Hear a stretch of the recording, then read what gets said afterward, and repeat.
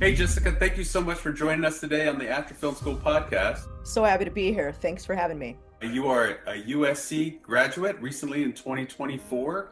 Before we dive into that, can you share a little bit about how you got into discovering that you wanted to go to film school?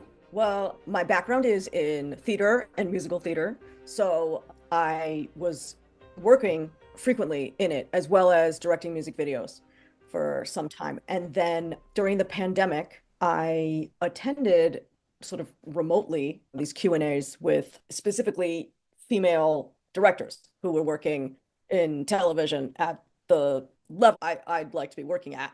And sort of without fail, everyone had gone to a graduate school for film. So I thought, you know what? Let's do this. Let's apply. And so I did. And I live in LA and I said, I'll just apply to LA schools, and I got in USC. And I thought, let's do this. It's a great opportunity, and to hone your skills and meet people, and I just kind of went for it. Other directors or filmmakers in general? It was kind of everybody. It would kind of be like, I don't know, this was like in the depths of the pandemic. And it was as simple as like I'm a big Lady Gaga fan. And like she came out with the Rain on Me music video with Ariana Grande. And I was just like, who directed this? And like they went to USC. And I was just kind of like, I wonder what goes on there. Yeah, and it was also this thing. I'm a member of an organization called Women in Media, and it's a great sort of like service organization ultimately for women, and like provides network and learning and training. And in 2019, I choreographed. I'm a choreographer as well. I choreographed a short film for this great director, Marty Go, and she had gone to USC, and three women were chosen to direct short films out of a pool of many for this women in media opportunity. And two of them had gone to USC and one of them went to NYU. And I thought, you know what? I think there's something about the graduate training that must just really prepare you for this medium. And I studied theater in undergrad. I worked a ton in theater, and I just thought, you know what? Let's do it. And the undergrad was at USC as well? No, at Northwestern outside Chicago. Who were you in high school? It was like the Glee kids, but like really nice. Like it was just with a lot less conflict, I think is how I'd put it. I was definite theater nerd, musical theater groupie. I definitely fell in love with Bob Fosse's films. And in large part because of like the dynamic dancing that was taking place in them. But later I learned, he was really honing his craft as a filmmaker and like becoming and was a great filmmaker. And he got the opportunity to kind of like try things, and then sort of finally had this amazing success with Cabaret, which just I think is a masterpiece. So it was cool. Like I was in theater, but subconsciously I was digesting dance on film and film. And I loved Little Shop of Horrors, but I loved it even more because of the movie. You know what I mean? And like Annie was always on TV when I was growing up, and I was just glued. I was just captivated. And I just always thought I have to be a part of that. So yeah, from theater, I started directing music video, and I got a grant to study music video in New York, and then I kept making music videos. And I knew like people like David Fincher had started a music video, and like Scorsese's, worked with Michael Jackson and so forth. I mean, the like filmmakers always do it, but I thought, let me just try this. And then I kept getting work in it, and I still do. But I knew that, the goal was longer narratives and stuff like that. So you got the grant, and I'd imagine through that grant you had a budget to go go find an artist and make a music video, or did they already pair you with artists? How did that work out? That's a great question. You kind of had to find your Yeah. home. And fortunately, through Northwestern, I knew a great gal, well, I still do, named Janelle Kroll. And she had this awesome cover of Down to You by Joni Mitchell. And I just, I, we danced it out. It was great. I had a great like backbeat to it, and gathered two other dancers, and I started cutting my teeth basically. So it was like a beautiful benefit to her and great practice for me. And I cut my teeth like working on, I don't know, three of her music videos, four. It was incredible. It Wow, was great. Yeah, yeah. But that's I amazing. knew her from Chicago, from Northwestern, and so it all kind of evolved from there. Do you edit as well? I do edit, but I love working with editors. I just think there's something, there's a film in there that the filmmaker not may there's a film in there that the filmmaker may not even know about. Mm. you know, and in tandem with an editor, of course, like you can't lose your intention. But I think having that other mind and the right editor. I mean, I have my go-to. She's actually AFI. Leah Vrabilova, shout out. She's my Thelma Schoonmaker. We call it, she's like, I'm your Thelma, you know. So she's my go-to. She's a ride or die. So, you know, obviously I have set an intent, but it's great to have her mind or, you know, an editor's mind sort of come and meet in the middle and show me what I made. But to answer your question about dance, which is a great question, I think it's like I choreographed in theater, and there's this sort of director choreographer blend in musical theater, which can be a very hard task. You're not always given a whole lot of time to, you know, stage musicals. And so the jobs kind of become almost one when doing theater, but they are quite different in film. I see choreography as translating into my camera movement now. That's really where it Wow. overlaps. But I definitely, my instinct, certainly then at the time, was I got to make a dance of this. You know what I mean? And it's something my professors at USC were like, okay, no more music videos. You have to shoot something else. You have to you can't just come here and do what you're already good at. You can't just otherwise go and do it. So what I did do though was make a short musical because I hadn't done that, and I wanted to make my Little Shop of Horrors. I wanted to, you know, create that. And so I did, and that did me very well. So what I could do is synthesize everything in that. You being able to choreograph has translated into camera movement. I think that's really interesting. How did you get into being a choreographer? Like, where did that passion come from, or how did that opportunity arise where you recognize you have a talent for that? It's one of those things where I think a lot of people say, "Oh, growing up, I danced around in my room," you know. But for me, it was quite serious. And I grew up in Chicago. It was very cold. I needed to stay warm. I needed to, you know, keep myself amused. I was an only child for quite some time. And so I made up, and like lip syncing was on TV randomly, and like Star Search. And I was like, how do I replicate that right here in my room? And it was really also Little Shop of Horrors was like this combination of pop music and narrative. And I was like, wow, this is an incredible merging. I just felt like I was home. And I was like, Yeah. yeah. So just the music. And I would just play the soundtrack over and over again. So I would just do that. And I would get music just in my system. And my mom, actually, she's an architect, but she would have been a choreographer. Like that would have been her second. So it's like in my blood in a way. But yeah, and I played piano as a kid. So like I read music, I understand music, I feel music, you know, it came from there. And then suddenly I was in high school and they needed someone to choreograph something. And finally, this thing I was doing behind closed doors, I suddenly did in public. That's amazing. That's awesome. It was wild. And then my acting teacher, who's like still a guru in my life, was like, this is what you need to be doing. Like at 7, I was like, okay. And I went to Northwestern and I choreographed. And yeah, it was just great. That's so cool. That's a great story. Yeah. Right on. Rad. Thank you. Thanks. Yeah. And then it translate. I loved how you mentioned how it translates to your camera movement because that is in essence a dance in of itself, right? How you decide how you're going to move the camera to create the different type of, you know, as Scorsese likes to phrase it, the cinematic grammar. So talk a little bit about that. Hey, it definitely is the cinematic grammar. And can we talk about his music video Bad? Like I've studied that. So that's him. And it's so good. It is exceptional. I mean, because he's not a choreographer. And so what I learned from him specifically in that music video was, you know, punch in, punch it. Cause like I would shoot wide because I want to see the dance. You know what I mean? Any choreographer would, you know? But it's like he would punch in, and his work, his dolly work is incredible to like increase the drama, increase a story that's like not inherently there in a pop song necessarily, but like he found one. And I was like, this is mind blowing. And he does that like magical Scorsese thing of like really like you're saying, like leading you with the camera to tell you the story. And he makes a dance with the camera because it's great choreography because he never repeats a step. You know what I mean? You're never getting like shot, reverse shot with Scorsese. You know what I'm saying? It's like, no, and then it's this. Because you wouldn't, unless you're trying to make a point in a dance, like with choreography, you wouldn't repeat a step unless it's purely intentional. Like he moves on. Yeah. So it's funny you bring him up. And now I forgot your question. We were talking about how you're taking your choreography background with your camera movement, and you were just kind of expanding on that. Oh, yes. Thank you. I got too excited about the Bad music video. Okay. So also fun and I'll tie it back to USC, is that I got to direct and learn how to direct multicam sitcoms.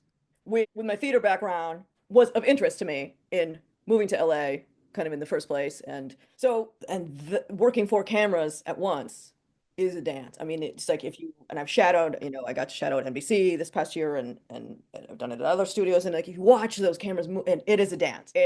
So I feel like that arena has become a great sort of like fit and like passion and goal for me. I mean, you see, I have like, I see that. but I have a Golden Girls background, but like the viewers can't see. I mean, the listeners. TV land. Yeah, I'm committed to the Golden Girls. So it's like, it's one of those things where I got to really learn from, David Isaacs was the head of the writing program, and I got to talk to him about writing on Cheers and Frasier and Wings, and and my mentor there was Barnett Kellman, who directed Murphy Brown, which is like one of my favorite sitcoms, and he directed Man About You. And my other mentor, Rob Schiller, really taught me how to shoot multicam, and he did King of Queens and Two and a Half Men, and so I had these absolute masters, Yeah.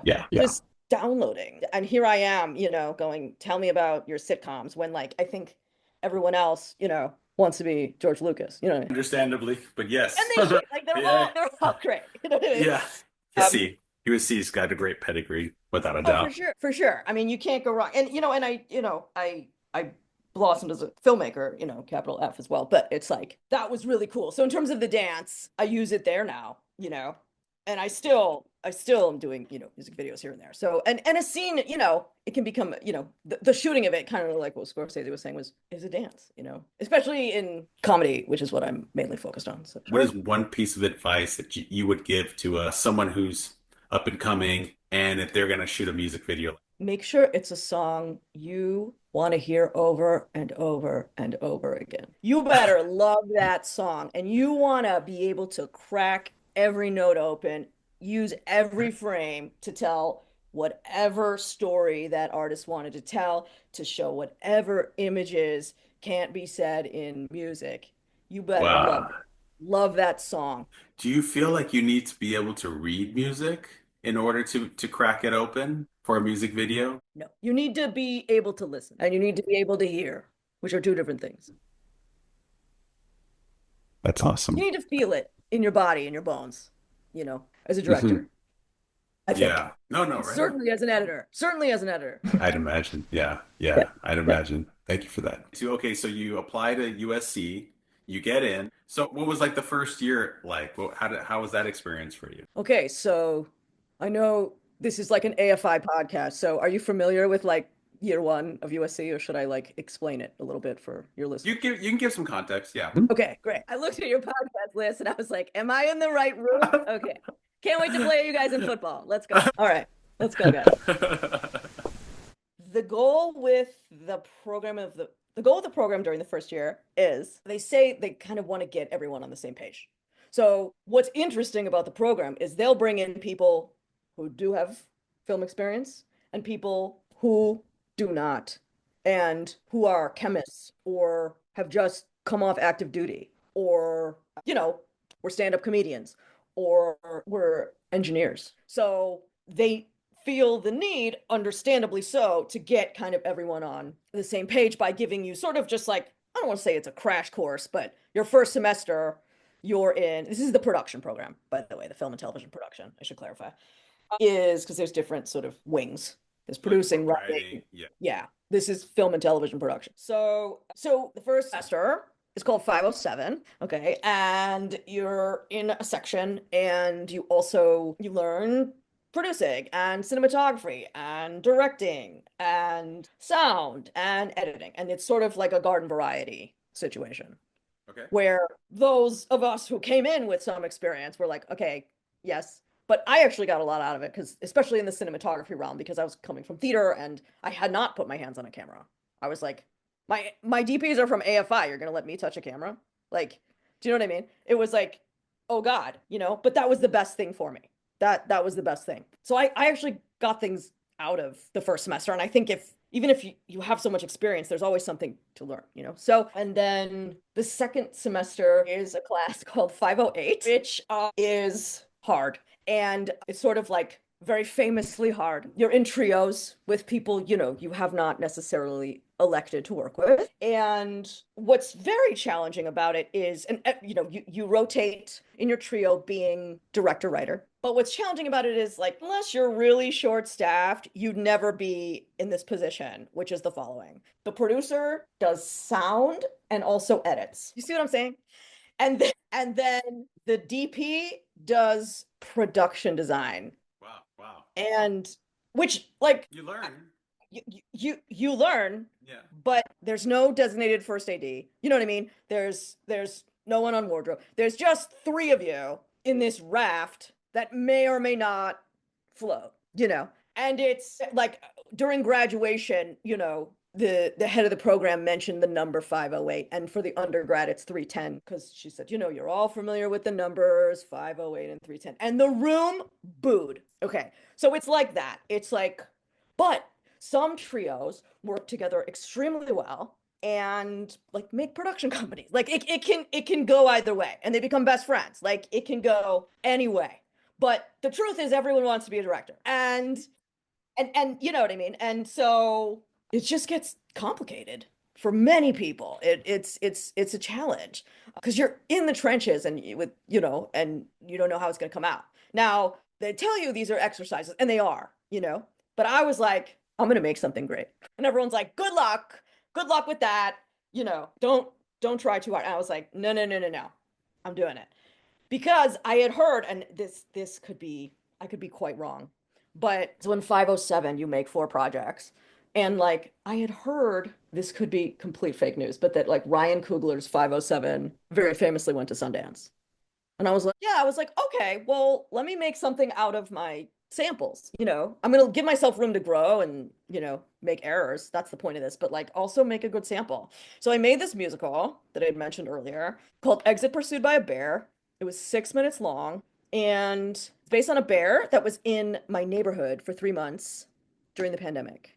And it was right after we were vaccinated, and it was like just when you thought it was safe to go out. So, what was incredible about this experience and what is amazing about USC is the way it works with other departments and the resources. Okay, so there's a film scoring program. I think it's called Thornton School of Music film scoring program, something like that. And I got to work with this great guy, Sean Siegel. Shout out to Sean. He scored this musical that my writing partner from Chicago and Northwestern, Michael Mahler, wrote. I wrote the screenplay. I'm an absurdist. I like to write wacky, weird stories of things that I kind of experience ultimately. And for me, this musical is about like a feisty Angelino who attempts to trap a bear that is infiltrating her neighborhood. What she comes to find is the nature doesn't care if you've been inside for 2 years. It doesn't care about your plans. It doesn't care what you want. It's going to do what it's going to do. The benign indifference of the universe, right? So I did that in 6 minutes. And what was incredible was with Sean in the scoring program, he got these incredible student musicians to come into this state-of-the-art recording studio we have there. And I learned how you basically record an album ultimately, you know what I mean? And we laid down all the tracks for this musical. I mean, it was absolutely incredible. And to do that in real life would have cost, I don't even know what, more than more than a year tuition, I bet. So it was like, wow, that experience, and I got to do other things. And I did end up doing a music video for a comedy class I was in, and I got to mix the song with alongside a professional mixer, and I learned how, a pop song is mixed. Like I was right there. And so while I didn't completely stray from my musical roots, because I thought I haven't done a musical. I've done many on stage and music videos, but I thought, let me try this. Let me do it. And also, John Chu had come to speak to one of our first year classes, and they showed his 507, which was great. I mean, he did a musical. You know what I mean? Like, if you have musicals in your bones, like, and that was just like, okay, yes, I'm doing this. Yes. And yeah, he did that with Alice Brooks, his cinematographer, who they both did Wicked. You know what I mean? So, we're allowed to use SAG. I think AFI does the same agreement, and it's amazing. And it's good for them, too. They get the footage. It's mutually beneficial and everything. So I made a 508 that is getting distribution in Germany. Whoa, that's props And right got out the me. gate. Oh, thank you. And think I won the Stage 32 short film contest, and it's played a bunch of festivals. And most significantly, it got me very high profile, I'll just be straight, lucrative work in the industry Right on. in the interest of a big agent. So it's like I was not gonna like not make my first year count. Rad, You know what I rad. mean? The first year. And in terms of the program itself, just to speak broadly, your 508 may be the last time you direct. Yeah, yeah. Yeah, that's the biggest thing they always say, right? When you get out of film school, go make a feature right away. Just go make it. Just gotta get past your thesis. A lot of us don't get past it. Interesting. Right. It's such a whole. It's very difficult to pick up from that. And they do tell you at USC, pick something besides directing, just to make sure you have, a technical skill in addition to this. And what's great is people fall in love with editing. People fall in love with cinematography. They didn't think they were gonna, love it as they did. So I was one semester away from graduating, and I told myself, I'm gonna leave with a job. I can't walk away from this degree without a job. And so I, through a mutual collaborator, met a major showrunner and writer who had a live presentation of sort of an adaptation of one of their projects. And from my like theater background, I got to meet them through a theater contact ultimately. So, and I sent their team Bear, The Exit Pursued by a Bear, and I had an interview with them. And a week later, I was writing on show and development at a major studio.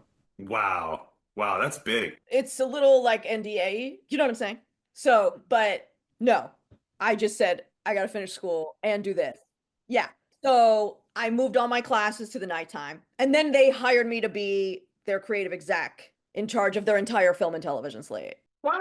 That's Right. crazy. Wait, So that's I would amazing. say like, oh, like you're gonna roll out of USC and work at the executive level. I just came in at a point in my life when I had, done a lot of leadership roles, director, I had run a theater company in Chicago, so I knew about development and the development process. You know what I mean? So I got to develop shows with them, half-hour comedies, and it was like a fantastic job. It was what was hilarious was that I was finishing grad school at night. I would grind, from 8 to 6. It was, but I was like, I'm finishing this degree and I'm doing this job. Wow. Amazing. That is amazing. Dang. And is there more? That was last year. And then USC sent Bear, Exit Pursued by a Bear, to another production company, and I developed 2 shows for them. And that's what I did in the fall. And this year I'm pitching my own projects. I have 2 sitcoms to studios. So I spent last year developing television and as well as some of my own projects, and now I'm doing some of my own. That's amazing. And I'm sure you're gonna get picked up and keep going because it sounds like you got an knack for it. I think, I'm an absurdist and I really enjoy, sort of weird, wacky stories. And they seem to resonate with people, which makes me feel less weird. But like my first sort of film that sort of tipped me off that I could really go in this direction, I made a short film called The Last Croissant, and it was about a woman who will do whatever it takes to get the last croissant. And I love croissants. right, Yep. so she like envisions punching out the guy in front of her who she thinks is going to take the last croissant in the bakery tray. You know what I mean? Yeah, yeah. But then she doesn't, and she realizes it's this whole sort of psychological warfare inside her head. Okay, so I had met the head of Funny or Die at like an event, and I email, and then I sent it to them, and they put it online. They put it online, and they said this short film has more tension than a Scorsese movie. That's amazing. That's a It was compliment. huge. It was huge, but I'll be honest, like I hadn't seen that many films at the time. I was still like choreographing and like, I wasn't as versed as I am now. And I was like, I had just taken a class actually at UCLA Extension. Shout out to UCLA Extension. Great program also and I was studying Hitchcock. And Scorsese is heavily influenced by Hitchcock. He's gone on record to say that. So it's like, I was like, oh, I think I was just like bringing like a Hitchcockian like sensibility to comedy, ideally, and like it turned into like Scorsese. I was like, I'll take it all. I'll take it all. Absolutely, absolutely. So, yeah, and that was January 2020, and I was like, this is my year, and it was like nobody's year. So I Yeah. have this sort of array of short films. I also made another one Cat. Called Cat. Yes. It's about a woman who signs up for a dating coaching service in search of her soulmate and ends up marrying a cat. And this I made actually in the summer after Bear because I'm a glutton for punishment. And I edited it through the next year. And that also has distribution in Australia. And it's sort of this like nice supplement to Exit Pursued by Bear, like where people go, do you have another sample? And it's like, yes, it's Cat. So That's good. that, yeah, it's good to have kind of those two. But I know what you're saying about like you put all this energy into these things, and then you're like, oh man, now I gotta make a feature. You know what I mean? Like I understand that because like for those listeners, like film school is a haul. Like these were not easy 3 years. I loved it. I love that I did it. I'm so glad I did it. But it's like, I don't know, being in labor for 3 years, I think. I mean, it's like you are constantly generating. You are in a variety of classes that have like different asking different things of you, and you need to deliver at a very high level at all times. And you have these amazing professors just downloading like absolutely genius notions to you. And like you get kind of hyped. The slogan of USC is reality ends here. They put it up over you know what I mean? So for those of us like practicing mindfulness and grounding, you know what I mean? It's like throw it all away. Throw it all away and make things up. And you're just in this zone. And my friends, most of whom are filmmakers, but they're like, man, all you talk about is filmmaking. I'm like, I know, I'm sorry. I have nothing else going on. You know what I mean? Like, I'm back to like, how was your yoga class now? But anyway, I'm like, but you're at this elevated level and I don't know if I'm guessing AFI works quite similarly. I mean, you're solely focused on one thing and watching film constantly, so if you can go, if you can go, if you can get in, if you have the time and the energy and the resources, I'd say do it. I mean, it's gotten me where I want to go, and I think I know it's helped a lot in getting me to where I want to be, and I can't imagine not having done it. That's amazing. Just reflecting and thinking back, thank you for sharing all of that and sharing it so openly and honestly. The fact that the first year, you essentially did what I feel that all film schools try to do for the students is like give you the opportunity to make some films, and then they actually get an opportunity to get out into the marketplace and add value so that way you could be compensated, get recognized, and then continue to move forward. But also, too, you have a lot of other talents that you shared briefly, in regards to your musical talents, in regards to your choreography, having done music videos before. So note to the audience, she carried so much knowledge and such a creative impact and vision prior to getting USC. USC was just the opportunity to get her around the right people. That's what it sounds like to me. Would you agree with that, Jessica? Or Yes, thank you for that reflection. Yes, I think that is exactly it. And what was really cool was, I had run a theater dedicated to the creation of new musicals. And so I was like a nerd about structure. And then I go, okay, well, if a short is basically just compressed full-length feature, can I do that with a musical form? Right. So, and like the mission of my company was to like explore the musical, which is like sort of like see what it can do, And so here I was sort of still doing that in a new sort of medium. And so I was like, I used the structure of a musical within and alongside the structure of a short film. which I would imagine they'd never seen before. Because now that I think about it, at AFI, everyone talked about doing a musical, but nobody could pull it off. It's hard. Yeah. Yeah, I'd imagine what you did was quite remarkable at your first year in film school. Is mind blowing. Way to go! And now that kind of makes sense now why so many doors have opened since then. And also as well, you came, stacked. You were already had so much knowledge and value that you brought before you even came to USC.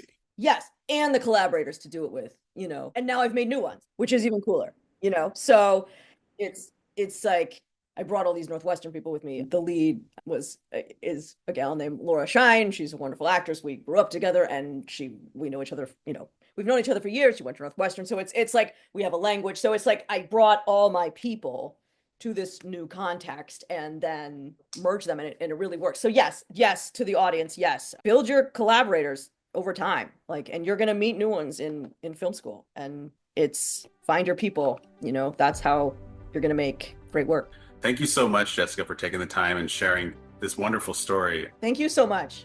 Thank you for this.